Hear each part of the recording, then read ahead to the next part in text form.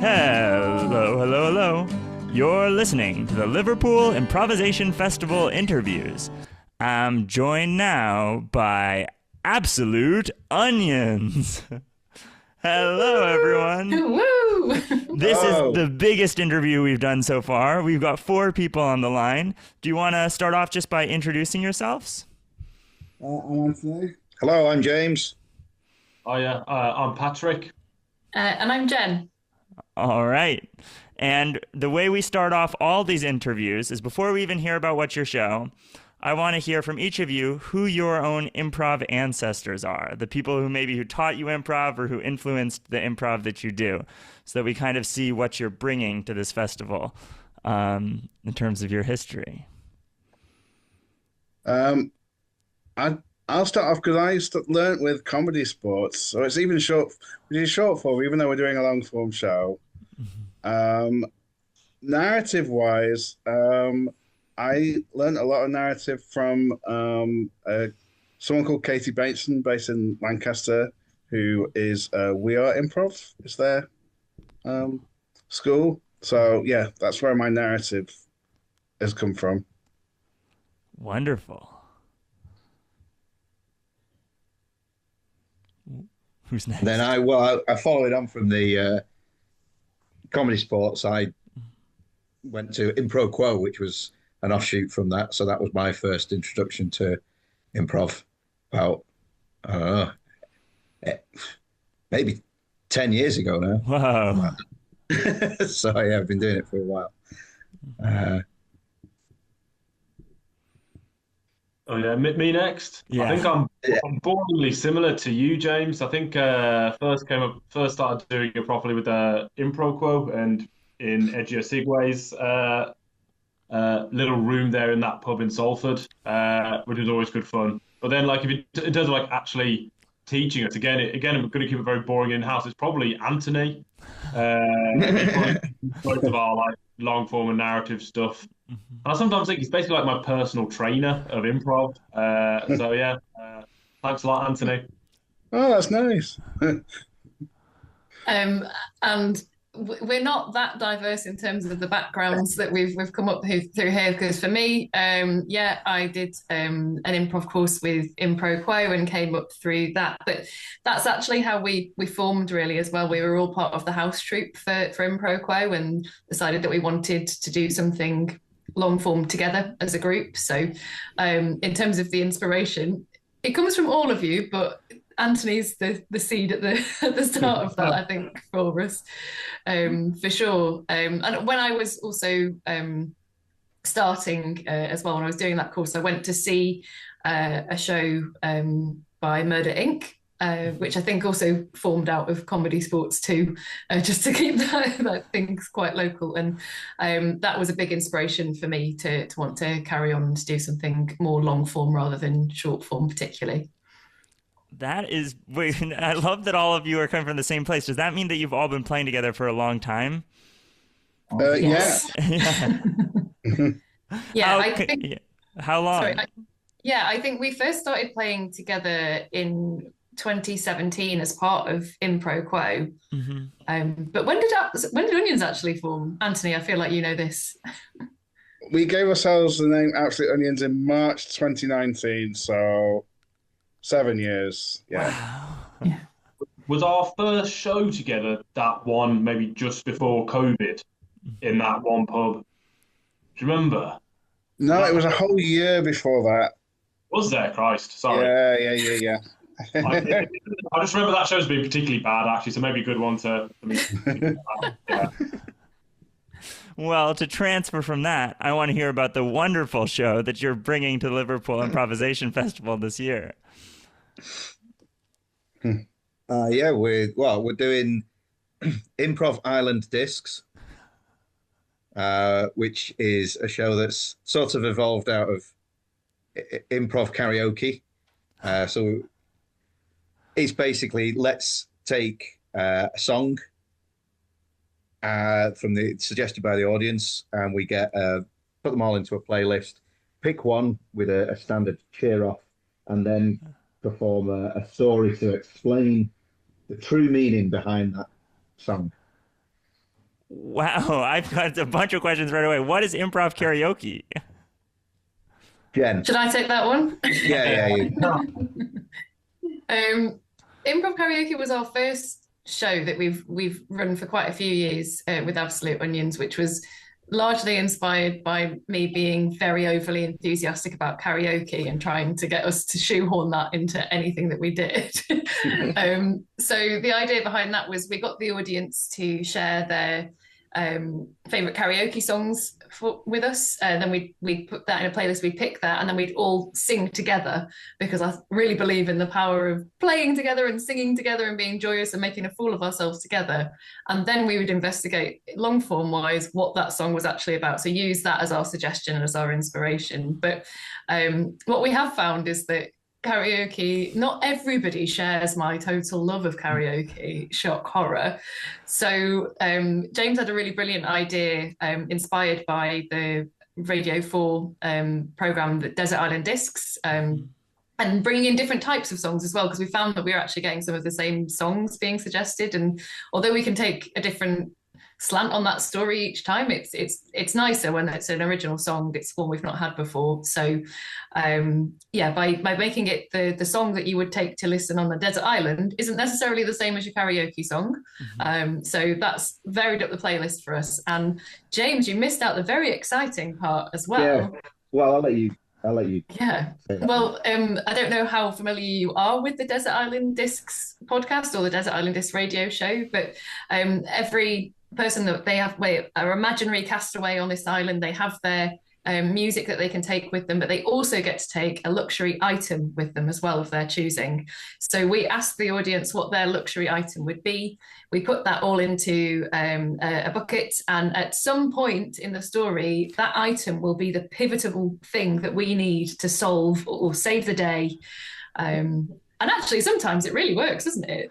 Yeah. So it comes out as a blind line, and you just read it there, and then we have to justify it, and then sort of factor it into the story to end it.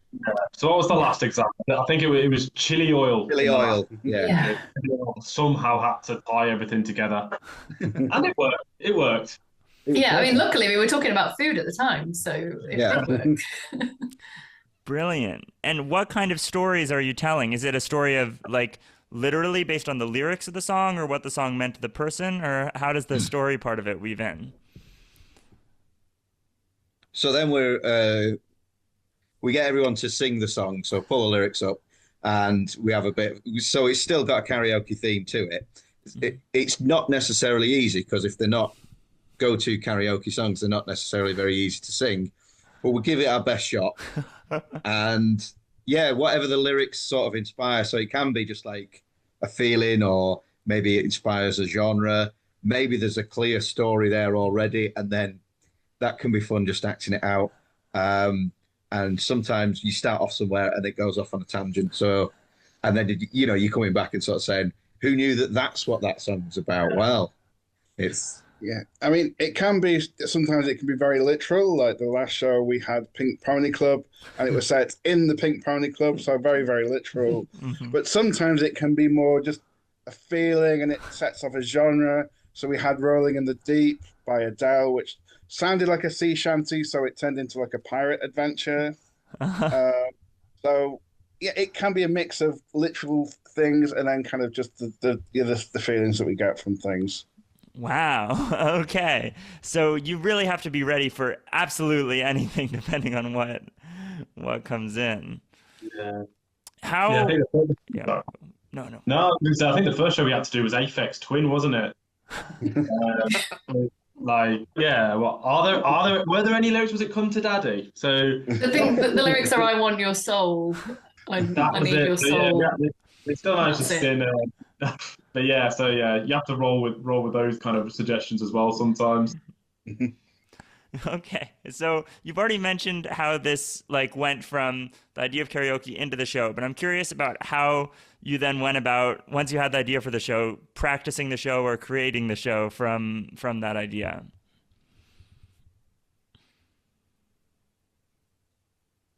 Well, we would start with, we rehearse a couple of times a month, and I think rather than going over the show, we're sort of following a sort of story spine structure. And yeah, just practicing different aspects of that. So we're practicing our beginnings, our middles and ends, and then to elaborate on it, I suppose we've covered things like genre and character and how we build into that. And so I suppose we focused mainly on like training elements, and then you start to piece those together. I don't think we ever do a rehearsal where we practice a show though. So we wouldn't do an actual song and a story in a rehearsal. So we've always focused on just like, well, what skills do we think we could do to improve this time? What haven't we looked at for a while?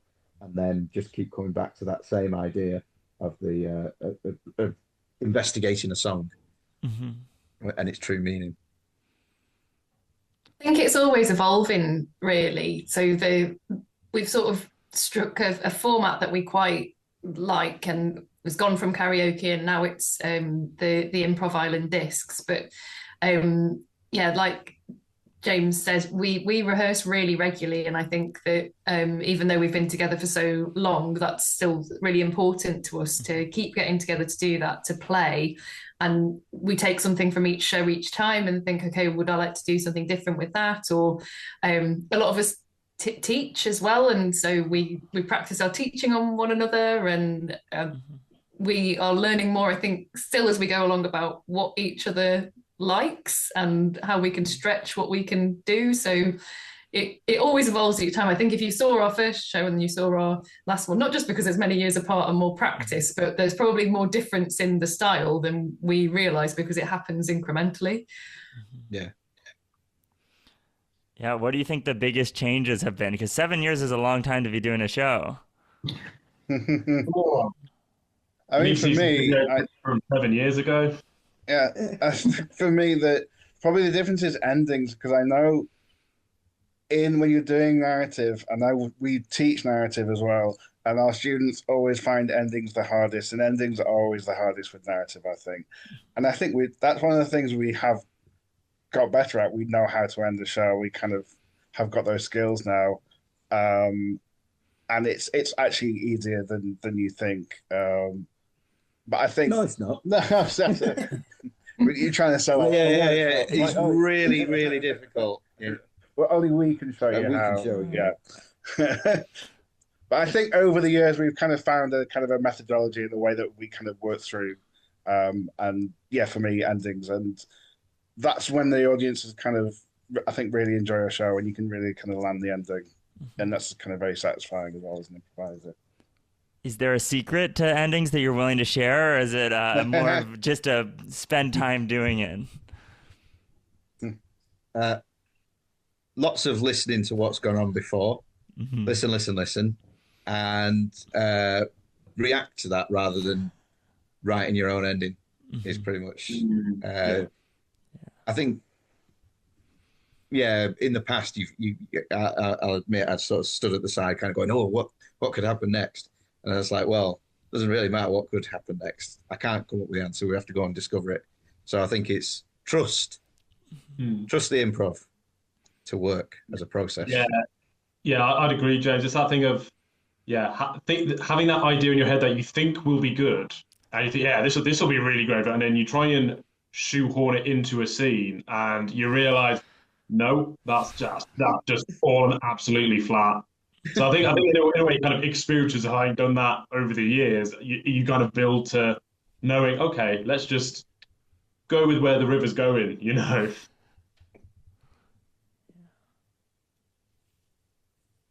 I'm curious then for each of you, what has been like what's your biggest joy that you get out of the show? Because we talked about what was difficult of these endings. I want to hear what is the most fun or the easiest part of the show.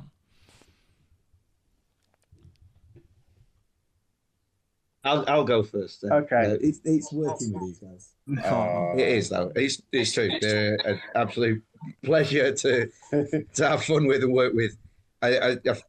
We feel like we can, because we've been performing together as a group for so long, sometimes it just feels like you read one another's minds a little bit, and but we still enjoy it. We still enjoy it. So it's we're doing something right there.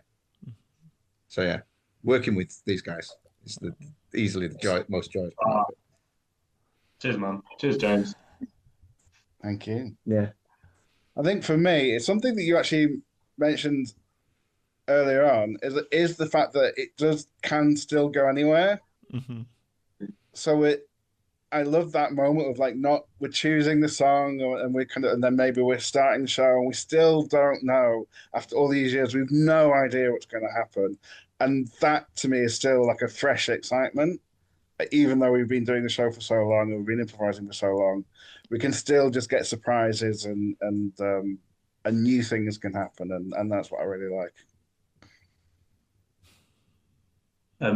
Yeah, I'm probably going to echo something similar to what James said. I think I just feel so comfortable and happy like performing with this particular group. I like it, and it's fun because I feel like there's a very good balance that it's nice to be a part of. Where in a show maybe 1 month I might be slightly more prominent, but then in the next month there might be other performers, and even when that's the case, you can kind of take a step off the side and you're just like sort of admiring the work on stage and think, oh yeah, it's just good fun to see, and then also to kind of play off when you come into a scene. So yeah, just that very much satisfaction. And to be honest, just like when we're in rehearsal, I have so much fun then. It doesn't matter if there's an audience there or not. I would happily just be doing those things that we're doing. The fact that there's an audience there, it's a bonus. Mm-hmm. Yeah. Again, I feel like it's like we've got a script and we have to say the same things, but which is very un-improv, isn't it? But yeah, for me, I think it really is.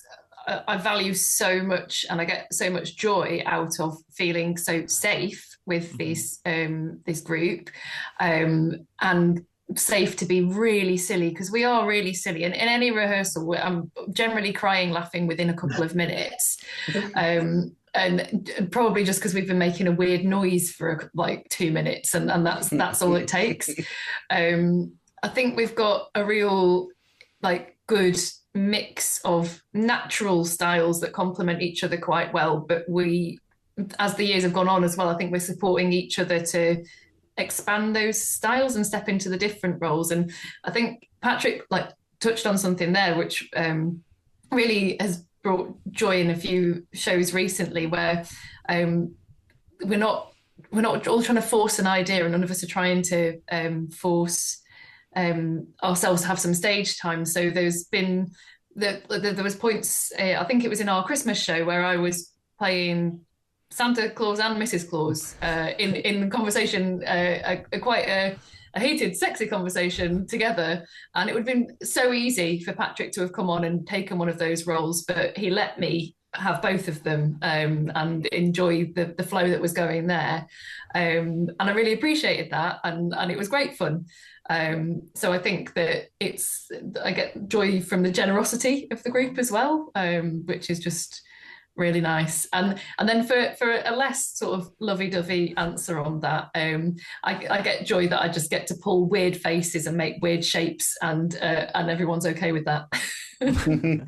Those are brilliant ways to get joy. Based on what you're saying, I think I might change my next question a little bit. Because you were talking about things you appreciated from other people. I was going to ask what's special about the way that you improvise. But I think it would be fun, because you know each other so well and been playing for so long, to hear what's special about the way that each other improvise. If that's okay. If you can think in your head a little bit about, maybe you could either go in a circle or you could say one for each of the three of you. But I'd love to hear some special things that you love about playing with each other. Do you want me to start? So Yeah. James is very good at sort of gameplay and maybe like game over the course of the show as well. So kind of bringing things back, callbacks, and that kind of that balance. I think a really good game that you used to play quite a lot is Annoying Me, and just finding ways of irritating me throughout the show, which is always fun. Patrick's very good at kind of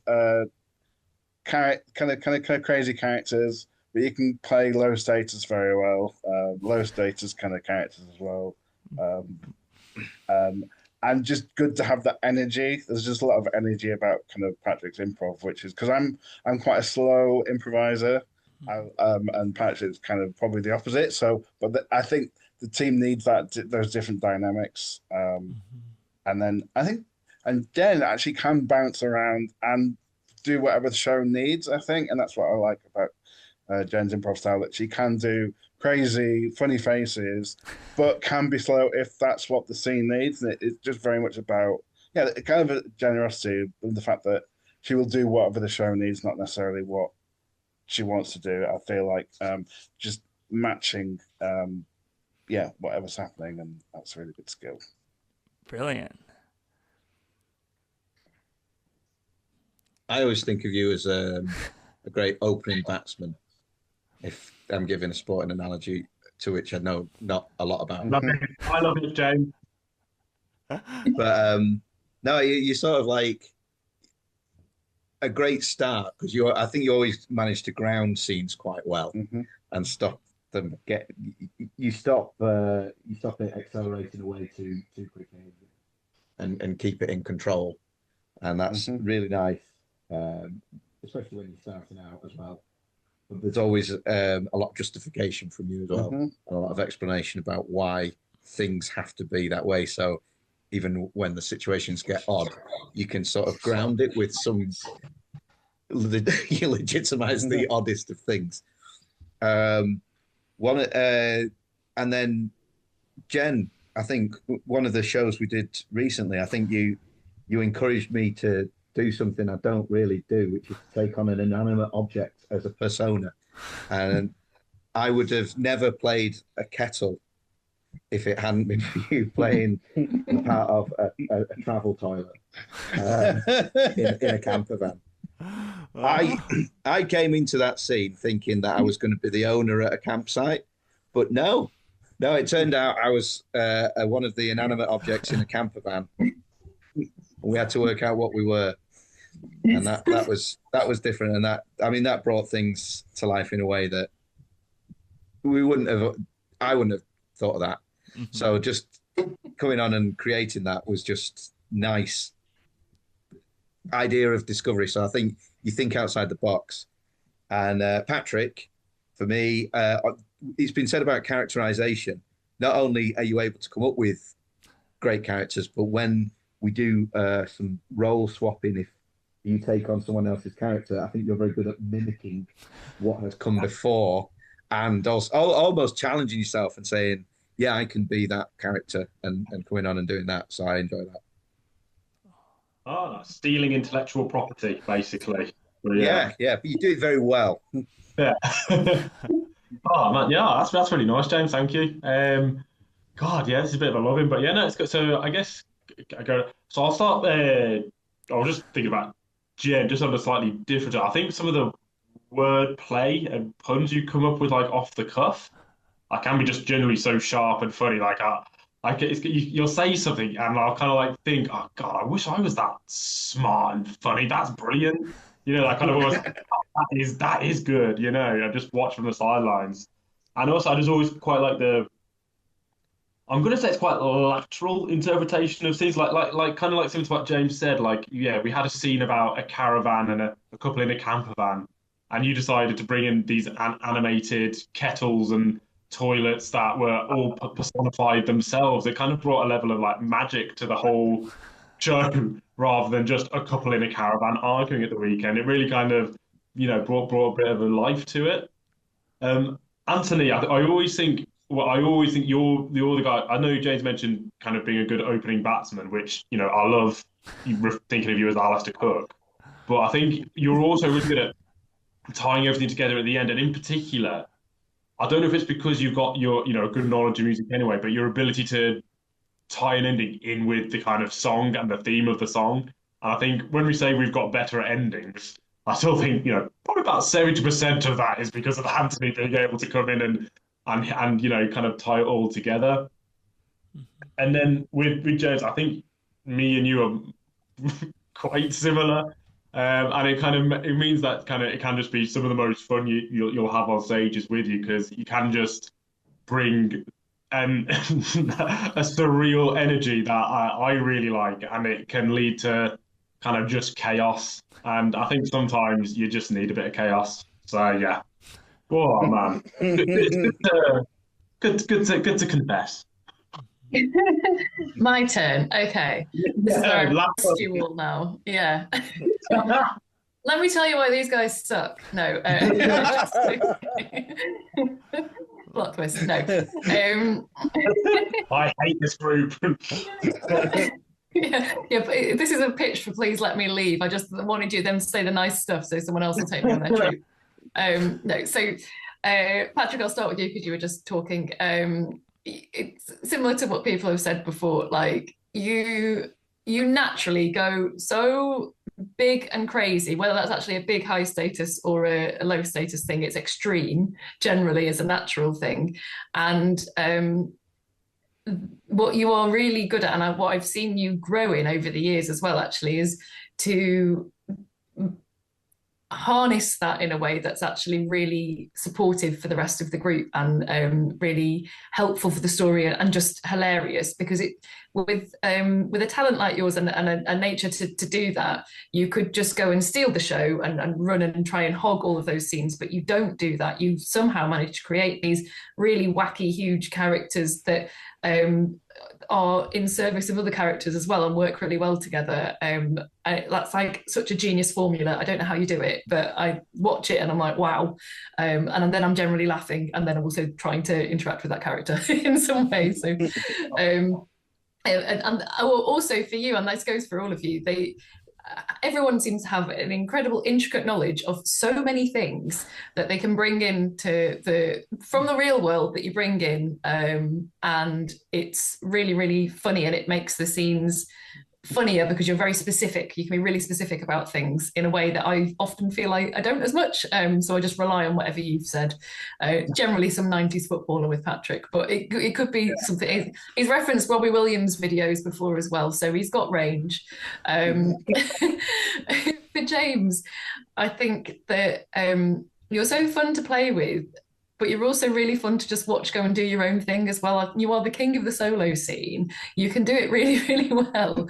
But you again, you don't hog that. You allow other people into that, and anything you do in a solo scene is in service of everything else that's going on, which is great. I always feel really safe with you as well. I feel like you can tell if I'm floundering or something, or that you're really up for discovering something with me at the same time. Like, yeah, I did start a scene as a toilet, and you could have reacted that in any sort of way, but you were like, okay, sure, I'm a kettle then in that case. And yeah, it's always they're wacky, but again, it's brought together really nicely. And Anthony, you're the absolute king of being grounded and making it real, but in that reality, there's so much silliness, and I think that it's a great showcase to anybody that wants to see that, or anybody that I challenge anyone to think that the everyday is boring, because in one of our shows recently, Anthony was just darning some socks at the start of it, and that got such a huge laugh. Just him just stopping and doing that.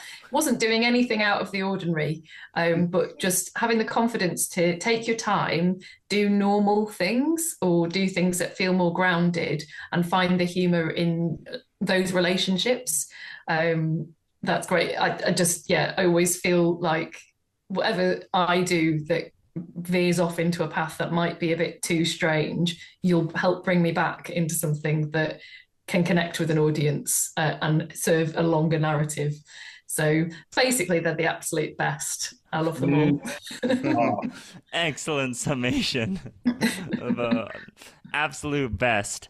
I'm wondering I have two more questions, or actually three, because I just thought of another one. But one of them is, what piece of improv advice that you've received that made a big impact on you while you were playing? I'll jump in because Jen mentioned that I'm good at slowing down, and I think that is the one piece of advice that I've taken and run with and made my own completely. My own brand of improv is just slowing down.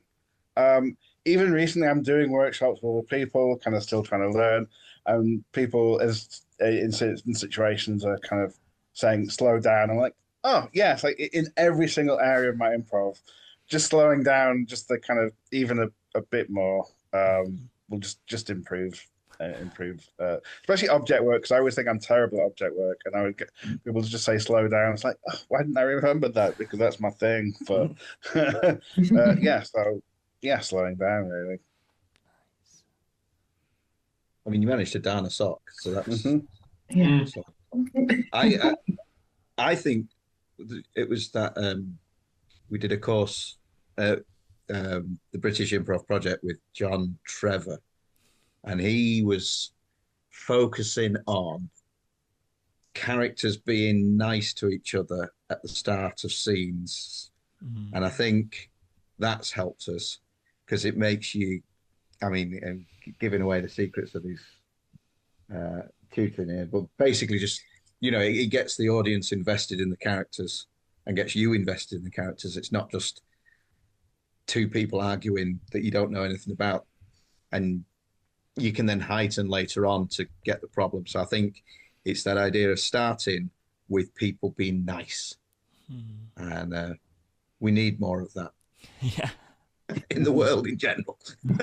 Just start by being nice. And if you can keep it nice, even better. Well, James, you took the words right out of my mouth. I think, one of the things I've picked up from Onions and from Anthony, that focus on having positive relationships in scenes. It's like it's really easy, especially when you're first starting off, to I just argue with everyone, and to an extent it can be funny, but you quickly run out of road. Basically, so yeah, when you reframe that and try and focus on positive relationships and being good to people, you find that there's a bit more to there's a bit more room to explore a relationship. Just another thing, because I know, just a bit more unique to myself. I remember Anthony once saying this before a rehearsal once, a few years ago now. And to be honest, I don't apply it all the time, and I should. But it was just kind of more around what is my character feeling? How am I showing this? And almost just taking that beat to think that before throwing out a reaction. And I just remember you kind of mentioned that to us before it was just a rehearsal, and myself and it was Maria at the time. We had a really fun scene to be part of. So I think that was quite a nice little bit of advice that I received. Yeah, and for me, it's similar to I think it comes from slowing down a bit as well, or it goes hand in hand with that. But it's letting the relationships drive the story rather than the other way around. I think I naturally have a tendency to want to just throw in loads of narrative and just talk away, talk, because that's a bit what I'm like as a person. But over the years, I've got better at that, not adding further things in and just actually following what my relationship with the other people in that scene would lead to naturally. I think it's happened earlier on, I think a few times in rehearsals, and I'll see us get quite, we'll maybe done a series of scenes, and then we're near the end, and then I throw in Elton John and a space shuttle, and I'll sort of get a little look from Anthony oh, did you want to do that? It's never a judgmental look, but it's okay. Oh, that's an interesting choice. So I try and keep that in my head if I start to add other things in, and just think, no, I'm just how are these people relating to each other, and then the action that happens is kind of just a result of that. So, but if you slow it down, that becomes a lot easier.